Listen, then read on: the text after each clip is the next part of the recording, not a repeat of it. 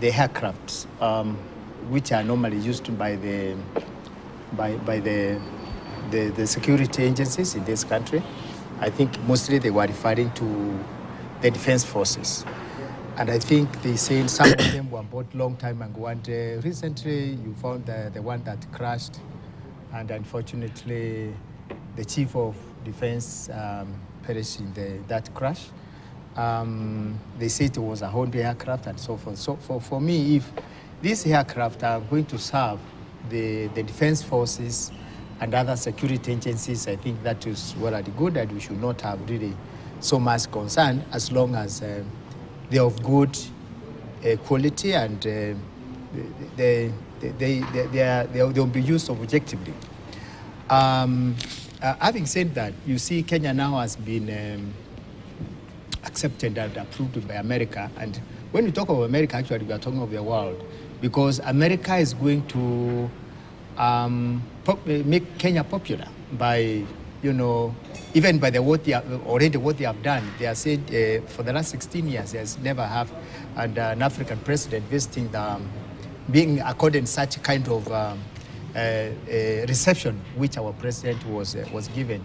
So, although much has been spent on that process, also there are so many other gains that are coming, and Kenya being one of the allied, there's non-allied NATO partners with US, because they are not members, but we can work with the United States. And I think even there will be job creation. I'm going forward, because our young people will be recruited in maybe in American Army and other areas where they are required. This is just an assumption. I am not sure, but we are saying some of the partnership will involve such things. So about the aircraft which are coming to to help our military people or the defense forces in order to look modern and be efficient, and they carry their duties well. I think there is nothing wrong with that, as long as the aircraft that I believe United States cannot give us a wrong or a hood used or a wrong aircraft. So I believe that there are people who are the experts who have already checked the processes, and they see they are of good condition and they can be used to improve security in this area. Remember, our president being recognized in America, it means automatically our security officers in this country, they have also freedom of associating with American security, and having that collaboration is going to put Kenya into the African map and the world map in terms of strategic approaches towards security matters in this continent and the whole world as a whole.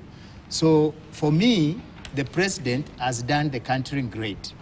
He may have done some things that are not acceptable to Kenyans, because none of us is 100% right, but he has put Kenya into a strategic situation in terms of security, in terms of other factors, although you have seen we discuss one item after another, and particularly putting our defense forces and the security agencies into partnership with one of the world forces, and that is the United States of America.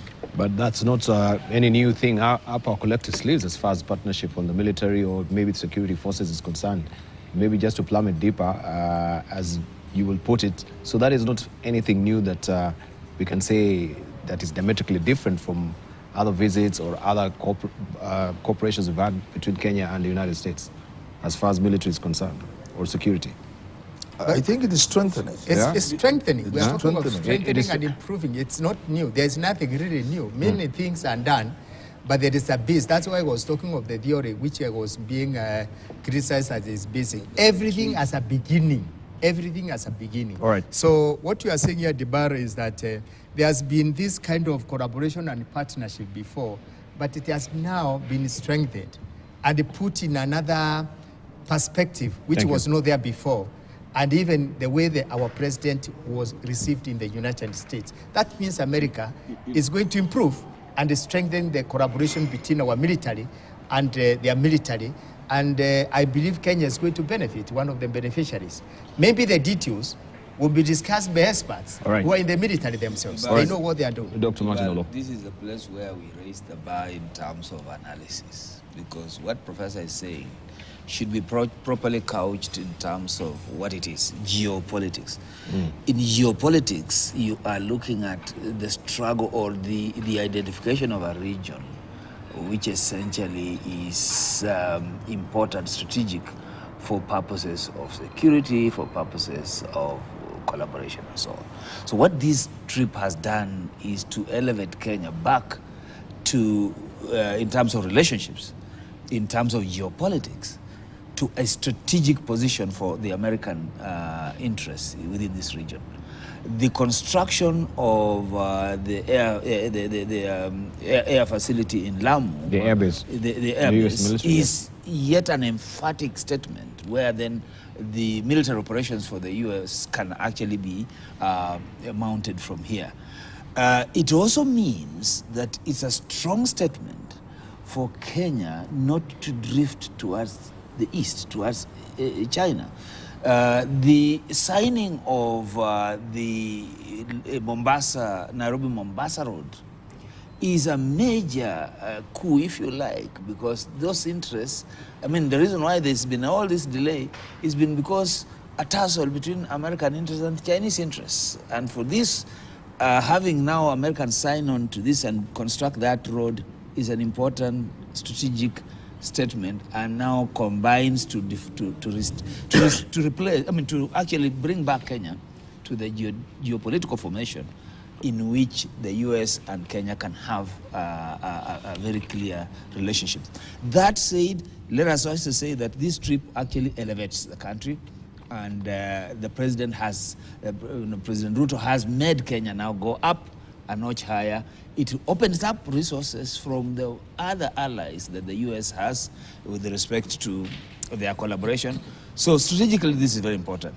There is something good that you can say is coming out of this. Forget about our usual politics about the jet and so on. That's a non-issue. The issue is that this was an important state trip, and it seems to have actually matched expectations. Baraka, you want also to fly with those sentiments? Maybe we can try and see, is the threat of the China influence, especially on Africa, raising the ante of US, now focusing on Africa, particularly Kenya, for that particular matter, because now it seems they have gained a significant influence on almost most of the country with the Belt Initiative, the roads. We've never seen US now quite tangibly giving a palpable project like roads that we can point to. We always hear all these fundings, the donations, maybe the grants here and there, but we've never picked any project particularly. Like we can see the expressway, the Nairobi Expressway, we can see the SGR. We have now also that being extended to Malaban. China is actually funding this, but you will be at pains to actually pick a project and say this is one of a turnkey project that the US government has actually been funding in this country. So now they're playing catch up at the end of the day. Will you take it that way, looking from the geopolitics angle? Thank you very much, Dubal. I remain cautiously optimistic. And since Professor Kindiki was talking about animal farm, I will be Benjamin the donkey. Yeah, that I've been around for a long time, but I'm optimistic that it works out differently and constructively.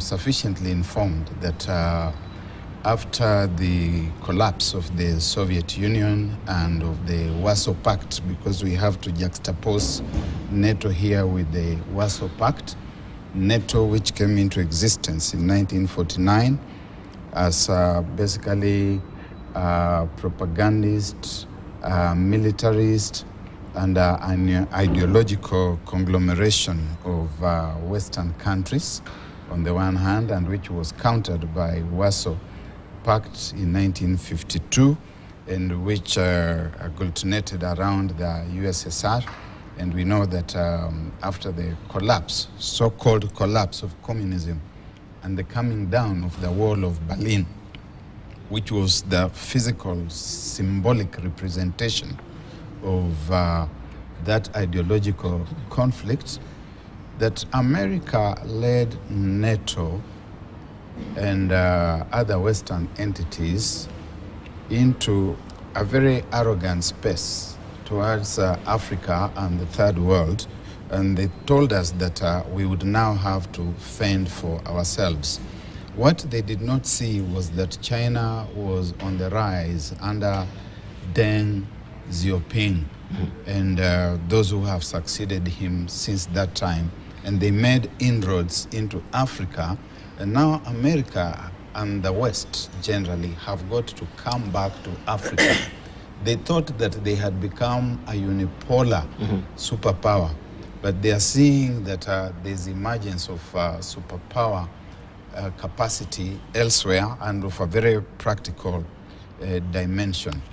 The gains that have been reported in the media and that we collectively are wrapping our minds around here are difficult to gainsay. But I do hope that as we get into that space, we do not get there as some kind of American lapdog, some American poodle, that the West is happy that they have got this poodle that they are going to be carrying around, because there is usually very little to gain out of that in the long term. And history, as I said, Benjamin the donkey, is rife with examples. You can look at the Shah Reza, Mohammed Reza Pahlavi dynasty in Iran. You can look at Saddam Hussein in Iraq before the Americans fell out with him. You can look at the Philippines with the Marcos family. You can look at the Contras. You can look at in Nicaragua. You can look at Antonio Somoza and the kind of relationship he had with them. Closer home, you can look at Mobutu Sese Seko in Zaire. So it's not always true that when you are in that embrace, when they carry you in their lap, that it's going to end up as something positive and constructive. We have got, in fact, to look very closely at our democracy and our democratic institutions, because democracy and good governance in Africa is usually one of the greatest casualties when the chief sovereign is in the lap of the Americans and of NATO. But as I have said, I remain cautiously optimistic. But largely pessimistic. But that's because he's painted all the bad things. But we also good things want because they are bringing money. No, I'm saying in the history that you brought to is all about not necessarily. But again, this history is important. But Dibal, when I talked about geopolitics, it's not a romantic relationship. It's a control. It's you go in there to take control. You go in there to take political advantage. So right. Really, but I wanted to ask Martin, before we just delve deeper into it, the elections are here. Looking at what Time Magazine says there, if he wins, and everyone has been asking, is it about if or when he wins? How will also that really pan out on all these gains that we've met? Because we've seen Trump has been notoriously trying to cut back on some of the gains people have made, or mileages they've made so far when it comes to Paris Agreement, climate change. And climate change has been the biggest selling ticket for William Ruto as far as the Pan-Africanist face is concerned.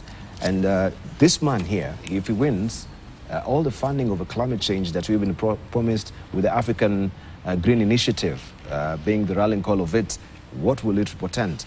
You see, yes, this man is a businessman, and he's a politician. So I would not be very worried about him winning or not winning, because governments are going concerns. Interests around the globe have both pros and cons to it. So it's not like this goes out, that comes in. it is going to hold in terms of what are the various interests. The industrial and businesses and private sector in general, and particularly the kind of conservatives and the kind of Republicans that Trump represents, have a very radical view about the effects of gas emission and so on, fossil fuel and so on. Now, whereas they justify that in terms of economic activities, manufacturing, employment creation and so on, the other side that argues about clean energy, green energy and so on, is equally concerned about the future, and that this is not a dichotomy, and therefore the debate must keep going on, and we'll still see fossil fuels and other forms of energy happening, even as we try to go the green way and try to also look at alternatives. So I don't see this as I can't believe it. You actually say you don't see it as a big threat because, fundings were cut back. We had some of organizations decrying that they cannot even be on an operational mode because of funding have been cut back, especially when it comes to climate change. Don't you think he is a big threat to all this? Okay, that's what I'm asking. Let me give you my personal view, Dibal. I am not a big fan of this whole debate about climate change and that we must move from fossil to renewable. I'm not a fan of it because in there lies debatable fallacious assumptions that you go renewable green and that you must rely on mining and other high emission or high contributors to climate change, such as the mining, the way we go to make batteries and so on. There is also a debate that says that process isn't as clean as it's presented. So we must see how both of these That's what I'm saying. So because also we are playing into the politics of the Republican and the Democrats here, yes, where we have the Green New Deal, which is the biggest selling ticket of the Democrats, and where also on the other side they have no feelings, they have no qualms about climate change, the Republicans at all. And Donald Trump will come. It's neck and neck now, and people are saying, hey, this will be a huge policy shift, especially where Africa is concerned at the end of the day. And this is what also Tanzanians are raising, that, and I've read, and none of you has commented on this, where we have Dr. Because you have read it. Yeah, he's saying that there wasn't, the meeting wasn't in the interest of the EAC, and it was not supposed in the interest of AU or Kenya. Rather, it tends to serve the best interests of the U.S. as far as sustainable development is concerned. They've raised a special umbrage with the fact also that even when we were signing the pact to the EU, the East African community was not really consulted. And this also was before with Donald Trump and Uhuru Kenyatta. So we're just playing the same script again. I think it's a standard we go, yes. Before we talk about the Republicans and Democrats and the new green whatever deal, let me add something. You asked what was new about the military and so on and so forth, the deal. Remember the presence of China in Djibouti leaves America a little restless. And therefore, you must look at what is happening within this space, in this trip, within the space of military cooperation and the things we are being given, as the initial step towards perhaps America elevating its position in the country to that of having a military base. And you look at it in terms of the Mada airstrip they are constructing and the other aid package in terms of security. So they could be elevating themselves to moving slowly to having a strong military base to counter the Chinese base in places like Djibouti. Something else, Deba, you see, America must be more interested in Kenya and in Africa in particular, because on top of China offering the challenge, Russia is joining now in the new scramble for Africa. Read this in the context of what is happening in the new West African states that are opening their eyes and looking at things differently. Then the geopolitical game becomes much more complex, you see? That's how you must understand all these things in terms of the real interest America has in Kenya as now an anchor state in its pursuit for peace and the global footing. Something else I also wanted to add a word or two is about Trump. If Trump wins, first of all, it is true that the president is just a straitjacket. There's not much new thing you can do because you have become president. When Trump became president, everybody was scared. But I kept telling people, the presidency is a straitjacket. He even tried to do the wall, and Congress made it difficult for him. Just Congress alone, because they have the pass. They can give you or refuse. And therefore, whether Trump wins or not may not shift much. And from where I sit, I think Africa and Kenya have gained more from Republicans than from Democrats, despite our saying hallelujah all the time to Democrats. If you unpackage the whole thing, you see the deals we have gotten, the better ones for Africa, have actually been when Republicans were in power. But more practically, the Kenyan delegation in America has made a point of engaging Congress. See? Republican-dominated Congress. And above that, they have taken the initiative to talk to the Speaker. This guy, they say, denied the root of the chance. Speaker Johnson, Mike Johnson. They have had a session with him. That is some kind of preparation, just in case Trump wins. They already have made inroads within the Republicans. So I think, therefore, we can be safe. And to your question about the Green Deal, I agree with Martin. Some of these things is just hot air sometimes. Because one side is saying this. Sometimes the Republicans are being even more realistic.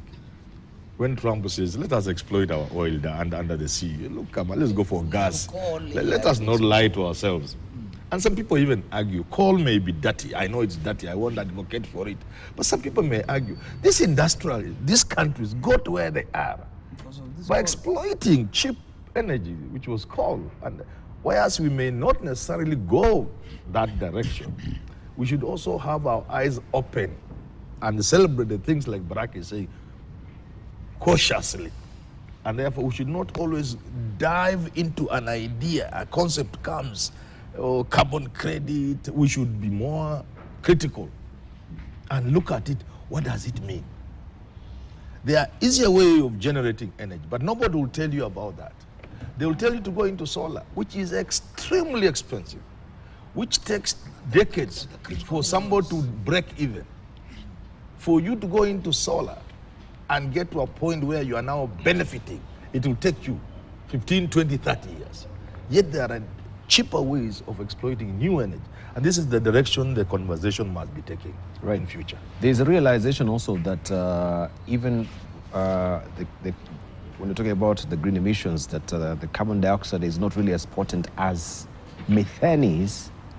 Methane is even more injurious than the way carbon dioxide is. And we've had one of the core makers of iPhone, who now has gravitated towards that particular area of how they can try and harness methane, to try and I was reading from some article on how they can use it to make diamonds out of it.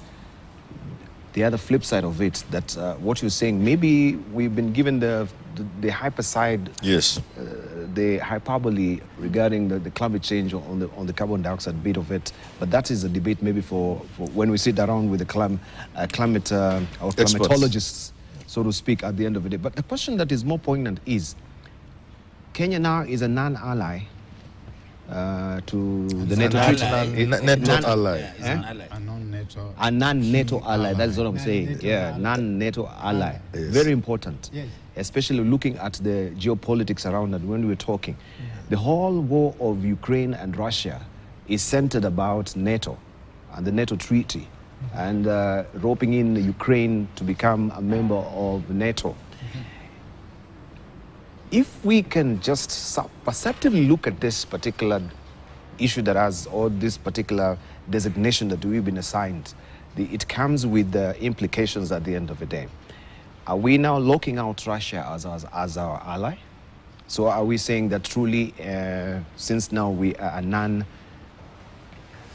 NATO ally.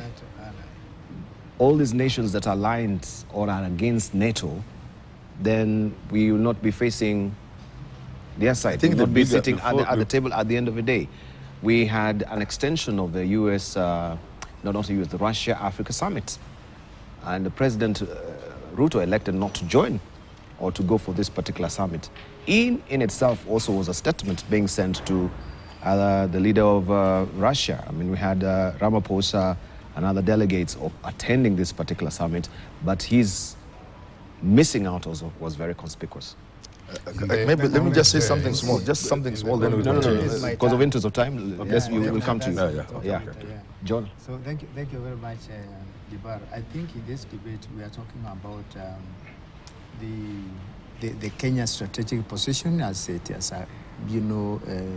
accordant in the map of world, or whatever you call the geopolitics of the day. So this issue of climate change. No, I'm asking the issue. Okay. We were done with the climate change. Oh, you are done with it. I'm saying we talk on the non-NATO ally. Okay. Thank you for putting me on that. About NATO and Kenya being considered as a non-NATO, is it non-NATO? A key non-NATO ally. A key non-NATO ally. That what it means is actually, in other words, is like it is allied to countries that have signed the NATO agreement. That means Kenya can now, or is now able to have its interest allied to the NATO, the countries that, about that I can't remember, about those countries that have signed the NATO agreement. And basically, the NATO agreement is just to protect the interests and the territories of NATO countries. And one of the key countries is America. Mm-hmm. So Kenya, being part of the allied countries that are supporting these other countries that are in that group, it means now that we have an opportunity and the privilege also to use that opportunity. And you see, people are always scared when they say, oh, is this serving our interests or American interests? What opportunity are we talking about?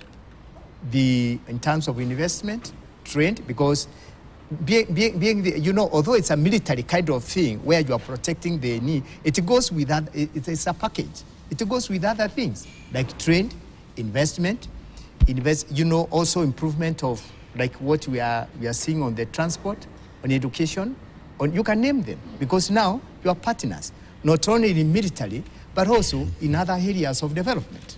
In other areas, those are the opportunities I'm saying. Mm-hmm. And when you look at what the Americans are doing, whatever money they are giving, it's not for free. There is also the political competitions, like we have discussed about the Chinese or the China, the Chinese and the China influence, and the Russian influence, because you look at what is happening. Russia is also so much concerned with the development in Africa. So is also with China. So America is threatened. That's why you find that Kenya becoming a NATO allied state means that they are working with America, and America is choosing Kenya or selected or whatever method they have used to give Kenya that opportunity. And that's why we are saying we have also the chance to use the opportunities in terms of investment, trade, and development, not only in terms of military engagement. Right. Yeah. Barak? That is where my optimism ends.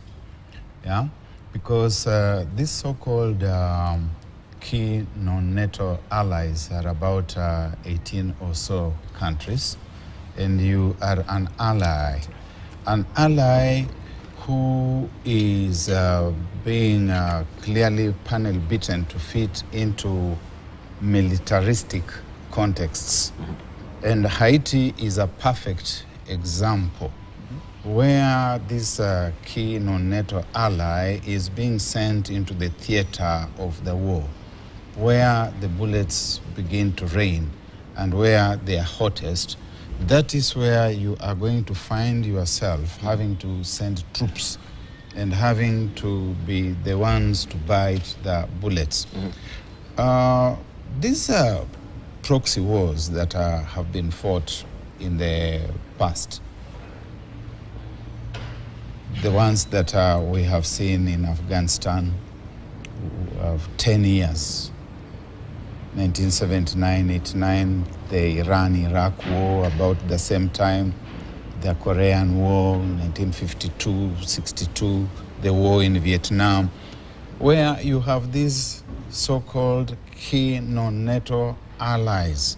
It means that when the bullets begin to flower, you are the ones to get into that space as the people who are going to put your boots on the ground first, because you are key non-NATO allies and you are being funded in other areas and spaces, and you commit to entering that theater. So I think we've got to embrace this excitement with a lot of caution. All right, you wanted to weigh in on this I as well? just wanted to say this. NATO ally, American ally, not NATO, not NATO, other NATO. My concern is the decision. That a decision of this magnitude cannot be made by one individual in the name of the president. That's what Kenyans should be interrogating. Because as Barack Muluka quite well puts it, there are consequences to that kind of designation. We are being designated into, into a space that has serious consequences.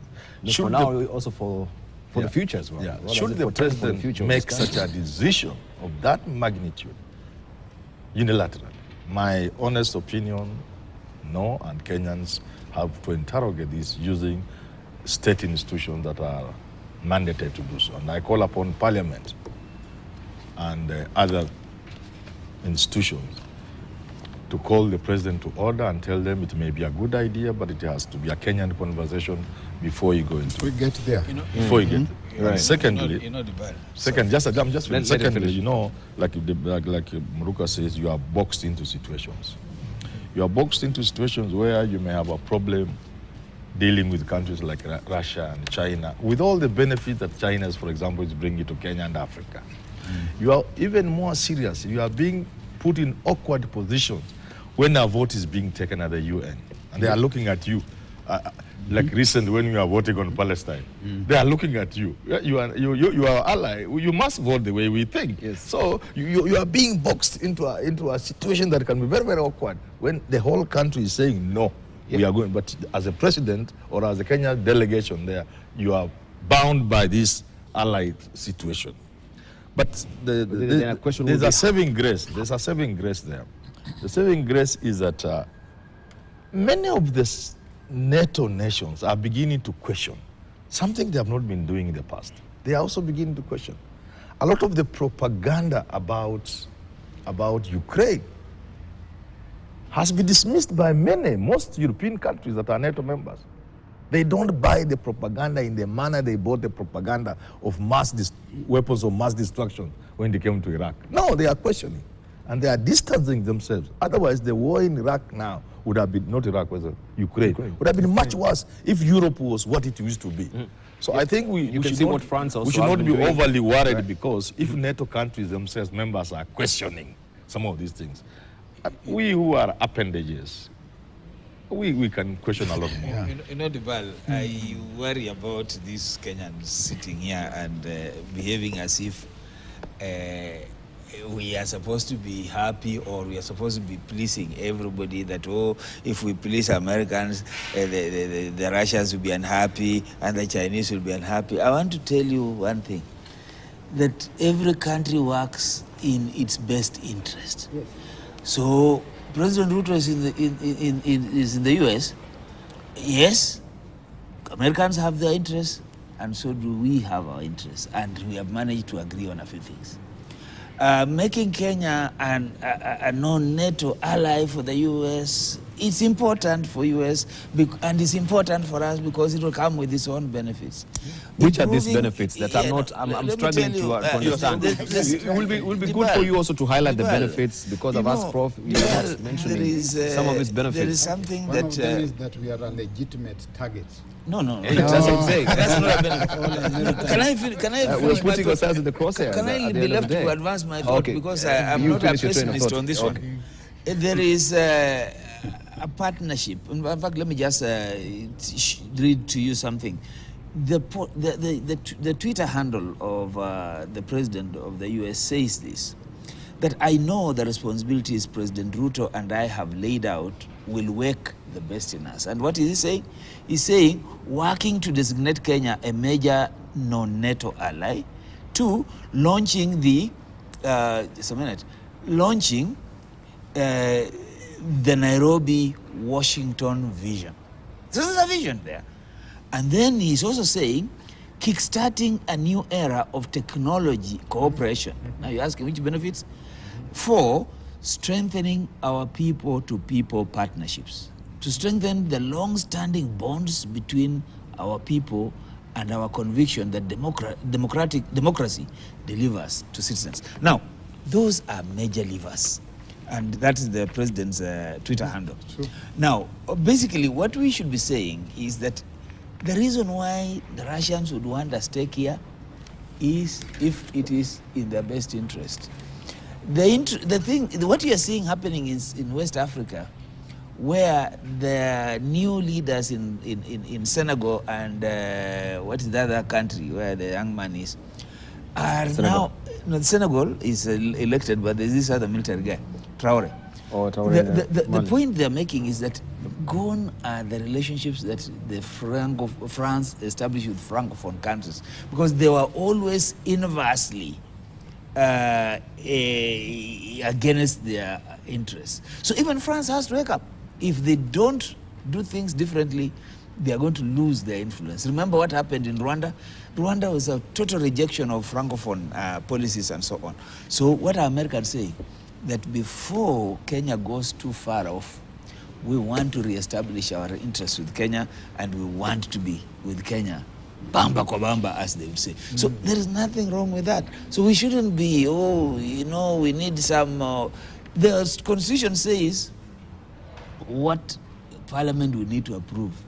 For the moment, any treaty that Kenya has acceded to, or anything that we can, and to accede to a treaty, you don't need to go to Parliament in this country. You do? Yeah, not at the moment, because there are those that we accede to, and we don't have to go to Parliament.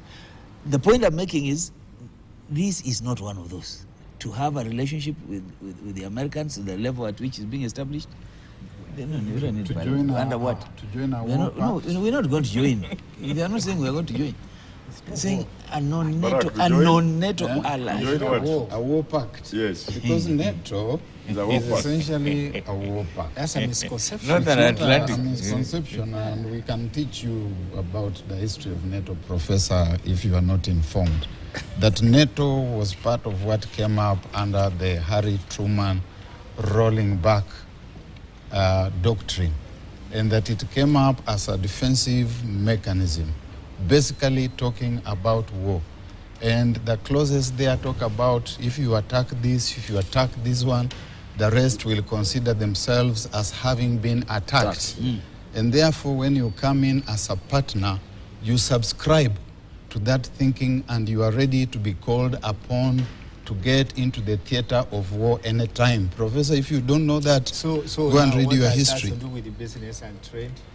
Go and read your history. You know what you're saying is that should we be threatened? Are we going to be threatened because it was started? There's nothing wrong. What's wrong with that? But we need to look also at some of its trade blocks that we have with the BRICS around, and how will they have the reception of this non-allied... you see, we can even vote against Africa in the United Nations Assembly.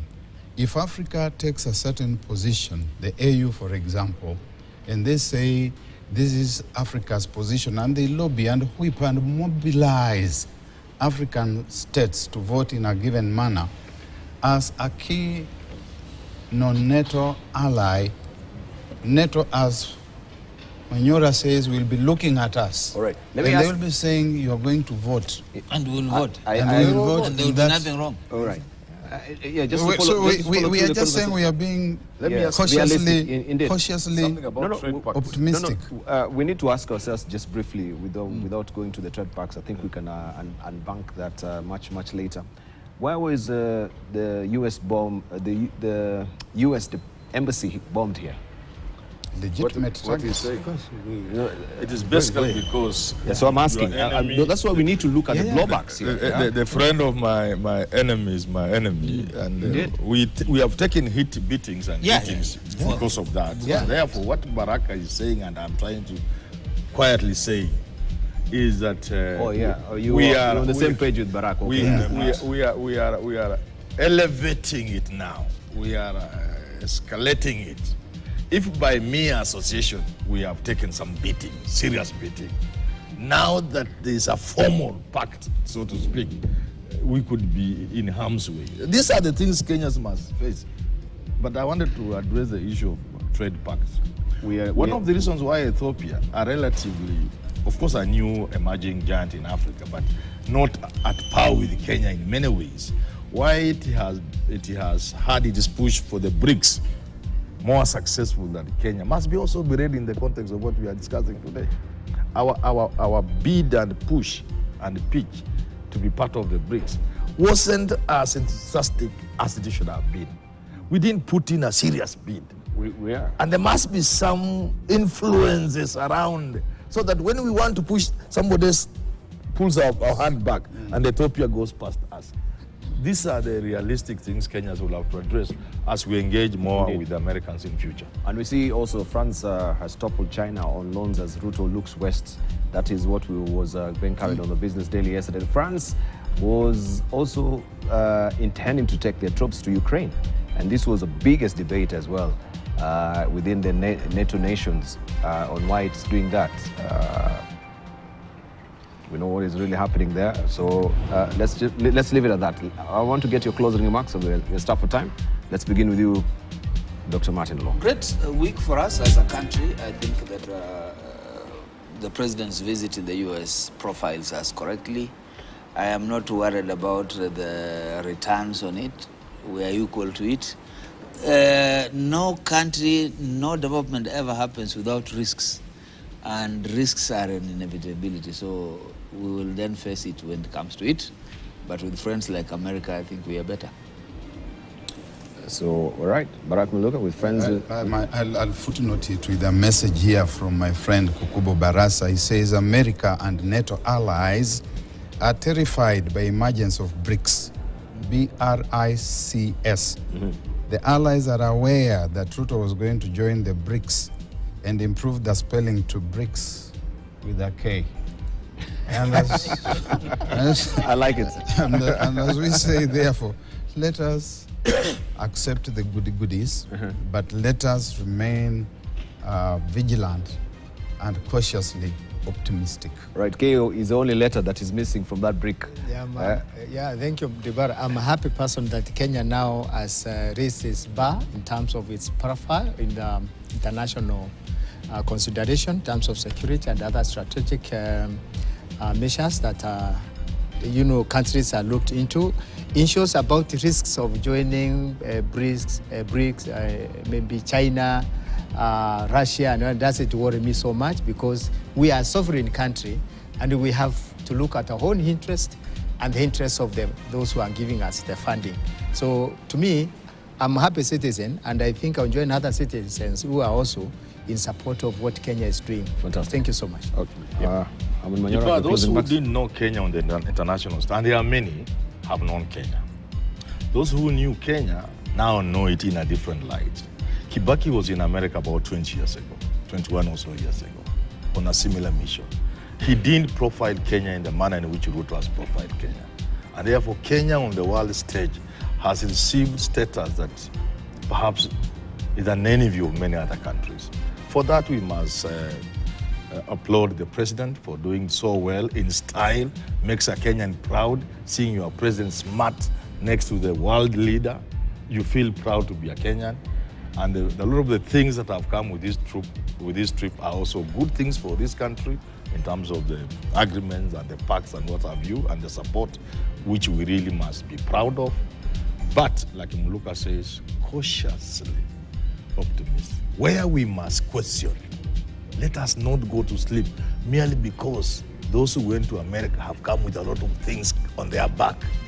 We must question and also say, these things you are landing with in this country, what country are you landing into?